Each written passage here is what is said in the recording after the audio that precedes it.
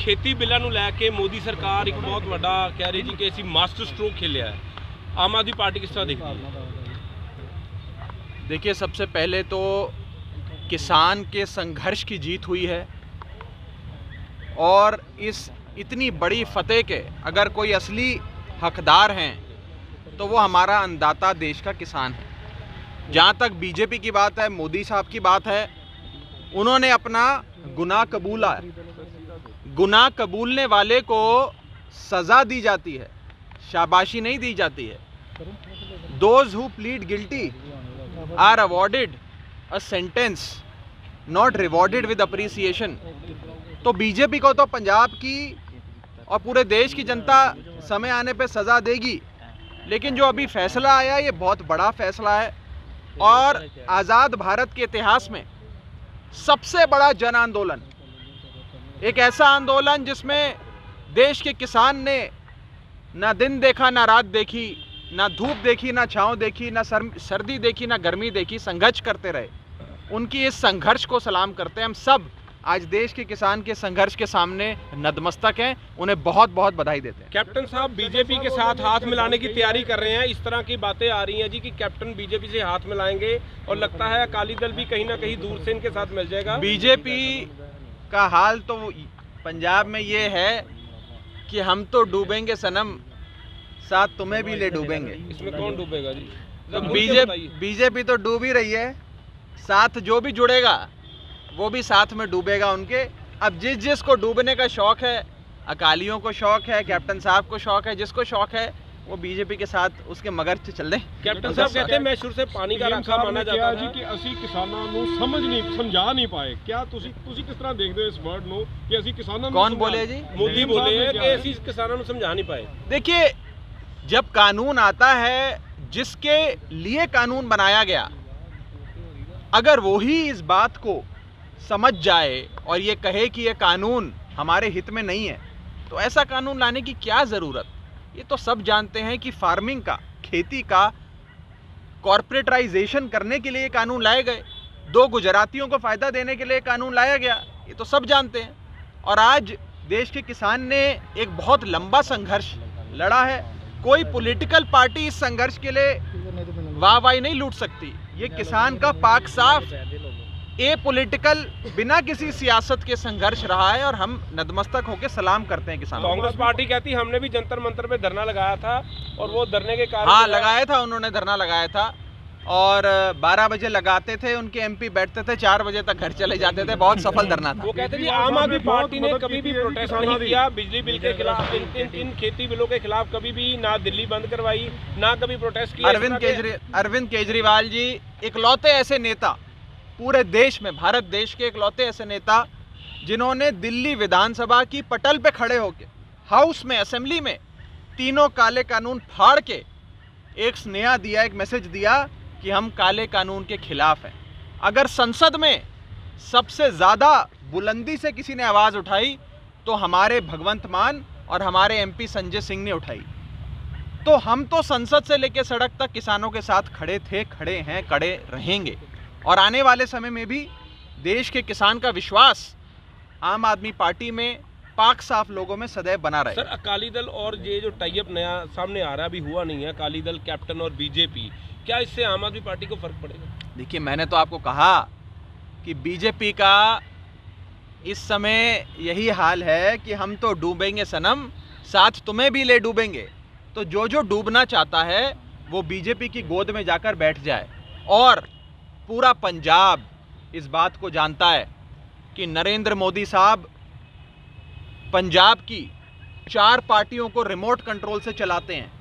अपनी party BJP को, मायावती जी की पार्टी बीएसपी को, बादलों की शिरोमणि अकाली दल को और कांग्रेस पार्टी को। इन चारों पार्टियों को नरेंद्र मोदी जी रिमोट कंट्रोल से चलाते हैं। अब आप बीएसएफ का एग्जाम्पल ले लीजिए। सीएम बनने के कुछ ही हफ्तों बाद चन्नी साहब की ऐसी मजबूरियां हो जाती हैं कि चन्नी साहब को आधा पंजाब 50,000 स्क्वायर किलोमीटर में से 27,000 स्क्वायर किलोमीटर मोदी साहब को सौंप के आना पड़ता है, मोदी जी की झोली में डाल के आना पड़ता है। क्यों? क्योंकि पंजाब की कांग्रेस को भी नरेंद्र मोदी जी अपनी रिमोट कंट्रोल से चलाते हैं। तो ये सारी पार्टियां एक होकर लड़ेंगी और इनका मुकाबला एक शख्स से होगा, उस शख्स का नाम है अरविंद केजरीवाल। क्या अरविंद केजरीवाल पंजाब के मुख्यमंत्री बन सकते हैं? पंजाब आपको का सवाल अब इलेक्शन होने वाले हैं, इलेक्शन 2 महीनों के 3 महीनों के बाद शुरू हो जाएंगे। अब इस चेंज के बाद क्या कैसे देखते हैं सिनेरियो, क्या रहेगा? देखिए, ये तो आने वाला समय बताएगा, आज ये कहना बहुत मुश्किल है, लेकिन इतना मैं ज़रूर कह सकता हूं कि ये 3 काले कानून बनाने में कैप्टन साहब, मनप्रीत बादल और कांग्रेस पार्टी पूरी तरीके से हकदार थी, इसकी भागीदार थी और इन लोगों ने ये काले कानून ड्राफ्ट करवाए। हरसिमरत कौर बादल कैबिनेट की मंत्री थी, उन्होंने इन काले कानूनों को पास करवाया। तो जहां एक तरफ कांग्रेस पार्टी जननी थी, मां थी, इन सारे काले कानूनों के फादर कहें तो वो शिरोमणि अकाली दल था। तो इन दोनों की तो किसान विरोधी मानसिकता जग जाहिर है, पूरा पंजाब जानता है। सर, एक आखिरी सवाल, इसका जवाब स्पष्ट नहीं मिलेगा। आम आदमी जब पार्टी आपको अपना पता है सीएम तो चेहरा कब देगी? वो इतना अब हर देखिए, लोग मैं हमसे बता सवाल पूछते हैं, नहीं, हम क्या जवाब दें? मैं आपके माध्यम से, आपके थ्रू पंजाब के लोगों को भी ये कहना चाहता हूं कि अब इंतजार की घड़ियां खत्म होने को आई हैं। दिनों बहुत में है। जल्द, बहुत जल्द, नहीं, दिनों में है कि बहुत हफ्तों जल्द में? आम आदमी पार्टी अपने सीएम चेहरे का ऐलान करेगी। मैं समझ सकता हूं ये बेताबी, क्योंकि हर व्यक्ति, हर पंजाब का आदमी अपना अगला मुख्यमंत्री का चेहरा देखना चाहता है। बिल्कुल। वो चेहरा आपको दिखाएंगे, खूब जोर शोर से दिखाएंगे। और हर पॉलिटिकल पार्टी का एक अधिकार होता है, एक राइट होता है, एक हक होता है अपना, कि वो कब मुख्यमंत्री का चेहरा ऐलाने। ये हमारी स्ट्रैटेजी का हिस्सा है। बहुत जल्दी ऐलान दो तो उसके कुछ प्रोज एंड कॉन्स होते हैं, बहुत देर से ऐलानो तो उसके कोई प्रोज एंड कॉन्स होते हैं।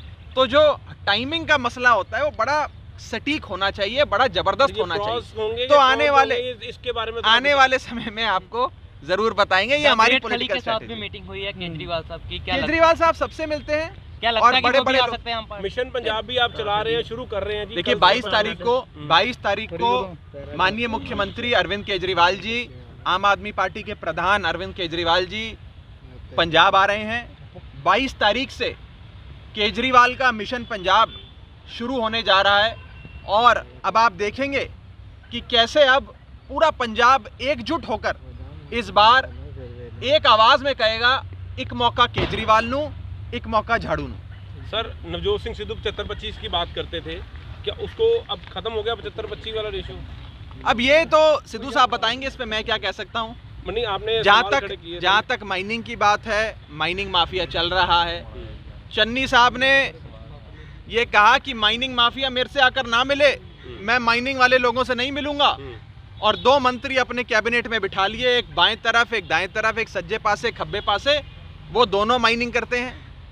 कहा नशा खत्म कर दूंगा, नशे के सौदागर खूब पैसा कमा रहे हैं और लोगों की, पंजाब के युवाओं की नसों में नशा छोड़ रहे हैं। तो जैसा कैप्टन साहब के समय पर सिस्टम चल रहा था, 75-25 हो या 50-50 हो, वैसा ही सिस्टम चन्नी साहब के समय में भी चल रहा है।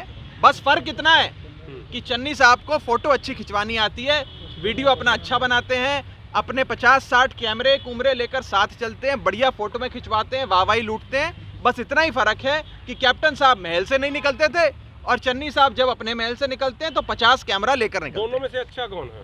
ये तो पंजाब की जनता बताएगी आपको। किसान आगू गुरनाम कि जब देखो, मैं आपको बड़ी इंपॉर्टेंट बात बताऊं जी। जब पंजाब के लोगों ने कांग्रेस जहाज को बदलने का मन बना लिया, तो जहाज के कप्तान को बदल के आप ये सोचें कि लोगों का मन बदल जाएगा, वो नहीं होगा। इस बार कांग्रेस को उखाड़ फेंकेंगे। और देखिए, इनकी सबकी एक ही विचारधारा, एक ही मानसिकता है सारे कांग्रेसियों की, कि पंजाब को लूट खाओ, अपने महल बनाओ, अपनी गाड़ियां बनाओ, अपने बड़े बड़े कारखाने खोलो, रेस्टोरेंट खोलो, होटल बनाओ, फैक्ट्रियां खोलो। मैं पूछना चाहता हूं, जितने कैबिनेट के मंत्री हैं कांग्रेस पार्टी के, मुख्यमंत्री से लेकर नीचे तक, सबके आप आज से 10 साल पहले उनके पास क्या ज़मीन जायदाद थी वो उठा लीजिए, और आज क्या ज़मीन जायदाद है वो उठा लीजिए। इन्होंने सिर्फ पैसे बनाए हैं। और एक तरफ हमारे एमपी हैं भगवंत मान, जब पहली बार चुनाव लड़े थे तब जितने उनकी जायदाद थी वो आधी रह गई अगले चुनाव। जब तीसरी बार चुनाव लड़े तो उसकी भी आधी रह गई। ये ईमानदार नेता होता है जो काम करता है लोगों के लिए, और दूसरी ओर ये कांग्रेस पार्टी है जो लोगों को बेच खाती है। जी गुरनाम सिंह चड़ूनी की ओर